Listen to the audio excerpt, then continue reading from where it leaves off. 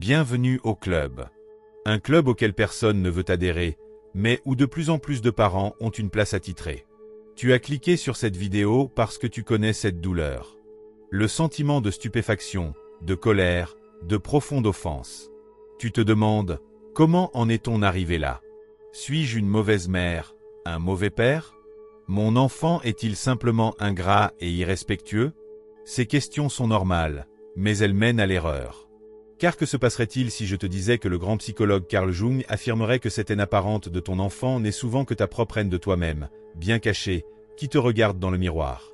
Et si l'ingratitude à laquelle tu fais face était en réalité une invitation désespérée? Une invitation à enfin te réveiller.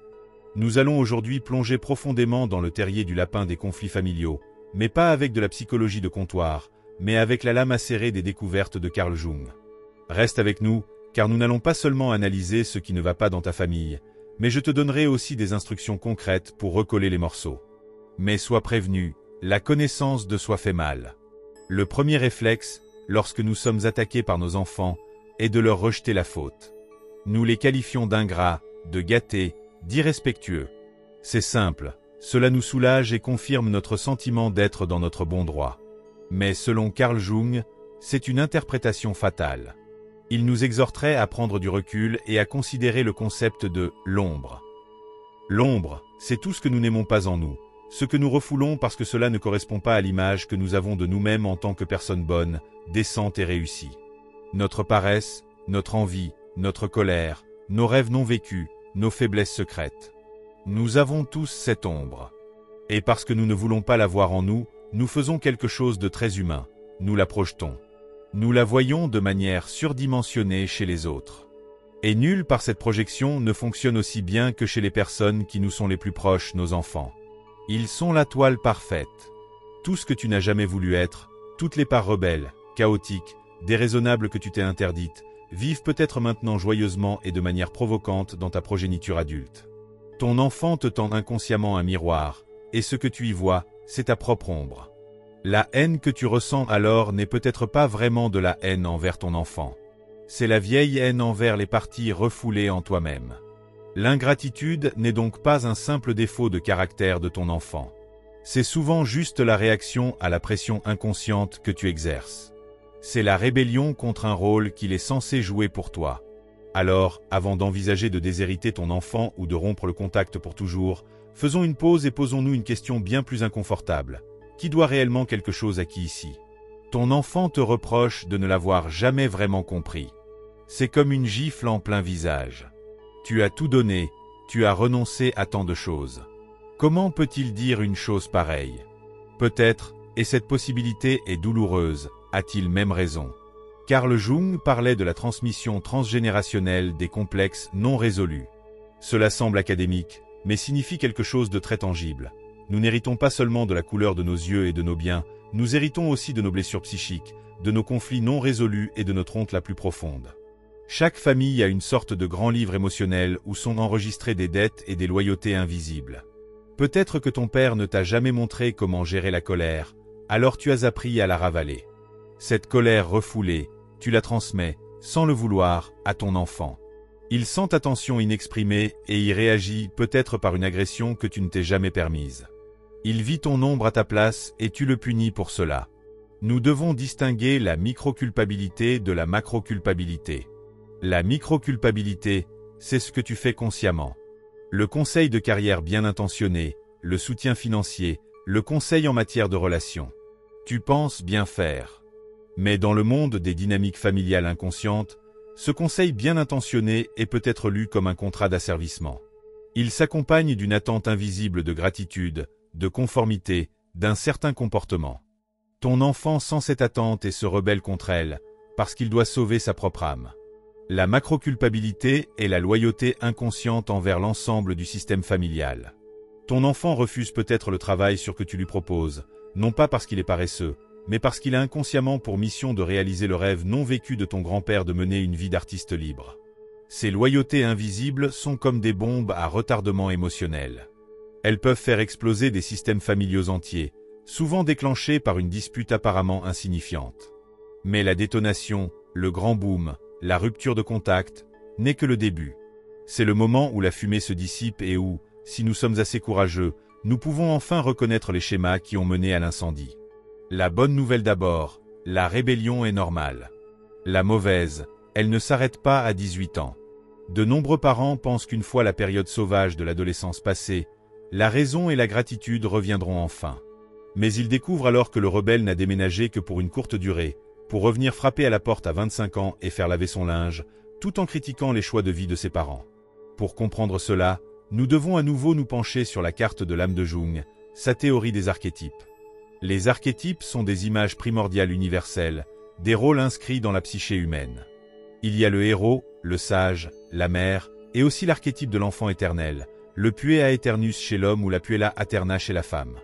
Cet archétype est plein de potentiel, de créativité et de joie de vivre, mais il fuit la responsabilité et l'engagement du monde adulte. La rébellion d'un enfant de plus de 20 ans n'est souvent pas une erreur de puberté tardive. C'est une nécessité développementale. C'est la tentative désespérée de surmonter cet archétype de l'enfant éternel et d'enfin prendre sa place dans sa propre vie. Et nous, en tant que parents, pouvons inconsciemment saboter ou alimenter ce processus. Il existe certains mots déclencheurs qui activent immédiatement l'archétype rebelle. Des phrases comme « tu devrais enfin » ou « autrefois, à ton âge, j'étais déjà » ou « pourquoi ne peux-tu pas simplement être raisonnable ?» Ces phrases sont pour l'enfant adulte comme un chiffon rouge.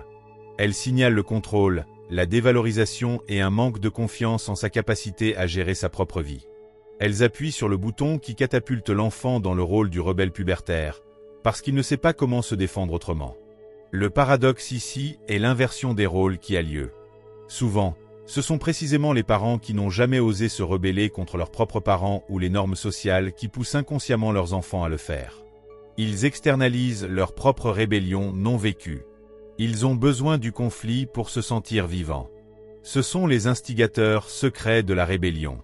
Ils mettent en scène un drame où ils sont en apparence les victimes, mais en secret, ce sont eux qui tirent les ficelles. Si ton enfant te traite avec ingratitude, ne le considère pas un instant comme une attaque, mais comme ce que c'est vraiment du point de vue jungien, une invitation douloureuse mais urgente. Une invitation à l'individuation. L'individuation était pour Jung le processus central de la vie humaine, le chemin vers la plénitude, vers la réalisation de son propre soi, unique. Et ce processus est souvent en contradiction directe avec l'idée d'une unité familiale parfaite et harmonieuse. Pour devenir qui l'on est, il faut se détacher de ce que l'on devrait être. Et le détachement, vu de l'extérieur, surtout par ceux dont on se détache, ressemble toujours à une trahison. Ça fait mal. Ton enfant n'essaie pas de te blesser. Il essaie de se trouver. Et c'est là que réside le grand paradoxe que tant de parents ne comprennent pas. Plus tu insistes sur la gratitude, plus tu prêches la morale et énumères tes sacrifices, moins tu récolteras de gratitude. Car la gratitude ne peut être forcée. Elle est le résultat naturel d'une liberté ressentie et d'un respect authentique. Si tu enchaînes ton enfant avec des attentes et des sentiments de culpabilité, il ne peut pas être reconnaissant. Il ne peut que se battre pour respirer. Il est temps de faire un bilan brutal avec la réalité. Prends cette phrase que tant d'entre nous ont en tête, « J'ai tout fait pour toi ». Et puis fais un inventaire honnête. Prends une feuille de papier et écris ce que ce « tout » était vraiment.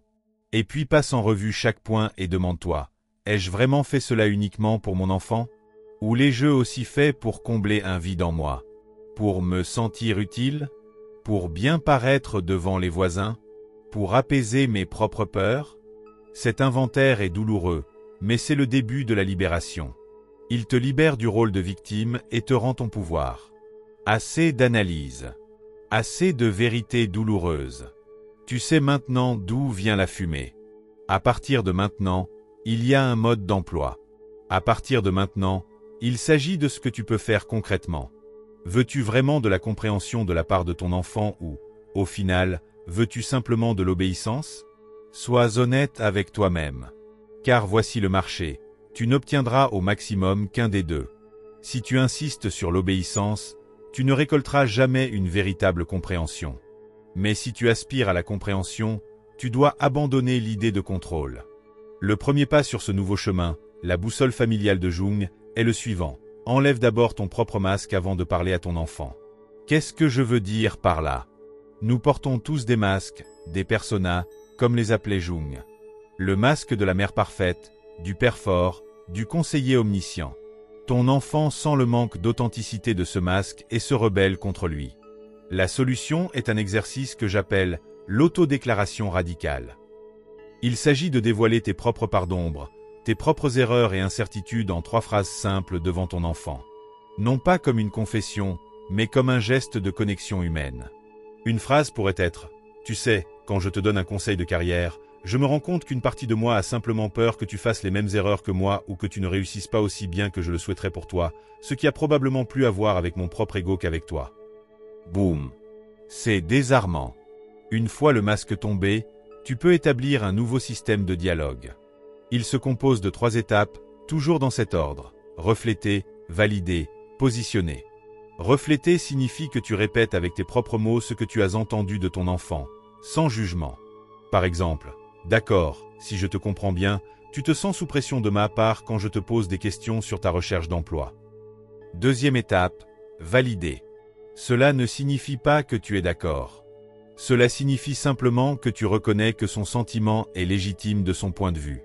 Je peux comprendre que tu ressentes cela comme ça. C'est seulement alors, et vraiment seulement alors, que vient la 3e étape, ton propre positionnement. Pour moi, la question vient d'une pure inquiétude, mais je comprends qu'elle te parvienne différemment. Et la règle d'or pour toute communication future, ne donne jamais un conseil pour lequel tu n'as pas de mandat clair. Une aide non sollicitée n'est pas une aide. C'est une forme cachée de contrôle qui ne produit que de la défense. Et maintenant, ta micro-tâche pour aujourd'hui. Prends un papier et écris 3 erreurs que tu as commises en tant que parent. 3 choses pour lesquelles ton enfant a tout à fait le droit de t'en vouloir. C'est le premier pas pour enlever le masque. Les enfants adultes détestent exactement 2 choses par-dessus tout, être contrôlés par leurs parents et se rendre compte qu'ils sont contrôlés.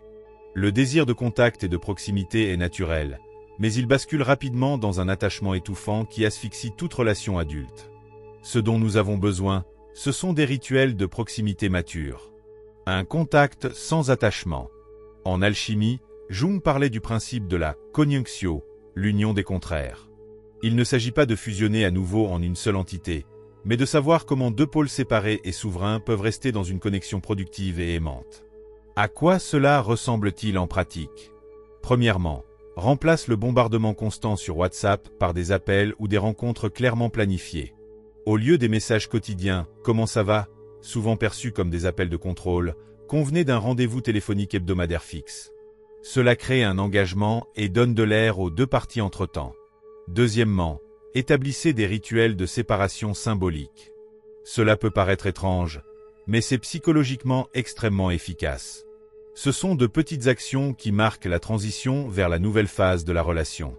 Cela peut être la remise solennelle d'un vieil héritage familial, la restitution de la dernière clé de l'appartement ou le fait de brûler ensemble de vieux bulletins scolaires dans le jardin. Ces rituels disent sans beaucoup de mots. Je te vois comme un adulte autonome et je te laisse partir. Troisièmement, concluez des contrats de contingence clairs. Ce sont essentiellement des accords sur le moment où l'aide est souhaitée et celui où elle ne l'est pas. Parlez-en ouvertement. Par exemple, je te propose de te soutenir financièrement, mais seulement si tu le demandes activement. Je ne te le proposerai pas de ma propre initiative. Ou, je suis toujours là pour toi si tu as le cœur brisé, mais je ne me mêlerai pas de ta relation tant que tu ne me le demanderas pas. De tels accords clairs soulagent la pression de la relation. Ils remplacent les attentes secrètes par des règles transparentes. Cela crée de la sécurité et de la confiance. Cela transforme une relation basée sur une culpabilité et une obligation inconsciente en une relation basée sur le libre choix et le respect mutuel. Nous arrivons au dernier et peut-être au plus difficile exercice de ce parcours. C'est le moment de l'intégration, le moment où l'ombre et la lumière apprennent à s'asseoir à la même table sans se battre. L'exercice est le suivant. Accorde à ton enfant adulte exactement le même respect que tu exiges pour toi-même et pour un partenaire d'affaires important ou un bon ami. Dirais-tu à un ami, sans qu'on te le demande, que sa nouvelle coupe de cheveux est horrible ou que son choix de carrière est stupide? Probablement pas. Pourquoi le faisons-nous avec nos enfants? Parce que nous croyons y avoir droit. Nous devons renoncer à cette prétention. Un outil puissant pour cela est d'écrire un nouveau mythe commun pour votre famille. Arrêtez de traiter votre histoire familiale comme une salle d'audience où l'on débat constamment de qui a raison et de qui a tort. Voyez-la comme un récit que vous pouvez façonner ensemble. Parlez de ce qui fait la force de votre famille, des crises que vous avez surmontées ensemble et des valeurs qui devraient vous unir à l'avenir. Un travail commun sur les valeurs est l'exact opposé des listes secrètes d'attente. Au lieu d'espérer en silence que ton enfant prenne certaines décisions de vie, parlez des valeurs supérieures comme l'honnêteté, le courage, la compassion qui sont importantes pour vous deux. La manière dont il met ensuite ces valeurs en œuvre dans sa vie, c'est son affaire.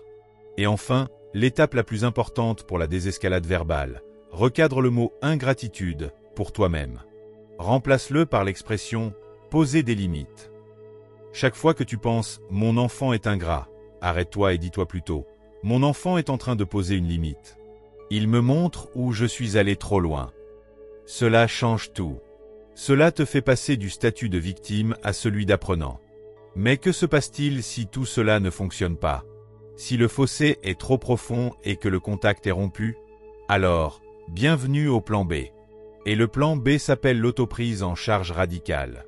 Il ne s'agit plus de changer ton enfant, mais de rendre ta propre vie si riche et épanouie que le comportement de ton enfant ne soit plus le centre émotionnel de ton univers. Nous sommes à la fin. Et c'est ici que se présente le dernier test, la seule question qui décide de tout.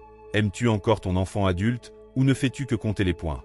Comptes-tu ce que tu as donné par rapport à ce que tu reçois en retour? Si tu comptes encore, tu es dans les affaires, pas dans l'amour.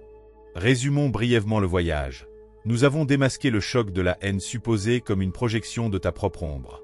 Nous avons mis à jour les dettes invisibles et héritées et compris la rébellion comme une étape nécessaire vers la liberté. Nous avons appris à enlever notre propre masque, à trouver de nouveaux rituels de proximité et à interpréter l'ingratitude comme la pose de limites. C'est le chemin qui mène de l'accusation douloureuse à l'étreinte curative de ta propre ombre. Et maintenant, je t'invite à un dernier acte puissant. Écris dans les commentaires une seule chose, une phrase, un conseil, que tu ne diras plus consciemment à ton enfant adulte à partir d'aujourd'hui. Fais ce contrat avec toi-même et avec la communauté ici. C'est un petit pas avec un impact énorme. Et souviens-toi toujours, la vérité amère mais libératrice est la suivante. La connaissance de soi est gratuite, mais aucun remboursement n'est possible. Si tu veux approfondir le travail avec ta propre ombre, tu trouveras un lien vers un bref guide dans la description. Et la prochaine fois, nous décortiquerons le concept de Jung de l'animus et de l'anima, l'homme intérieur chez la femme et la femme intérieure chez l'homme. Mais bien sûr, tout cela n'est certainement que de l'ésotérisme. À la prochaine fois.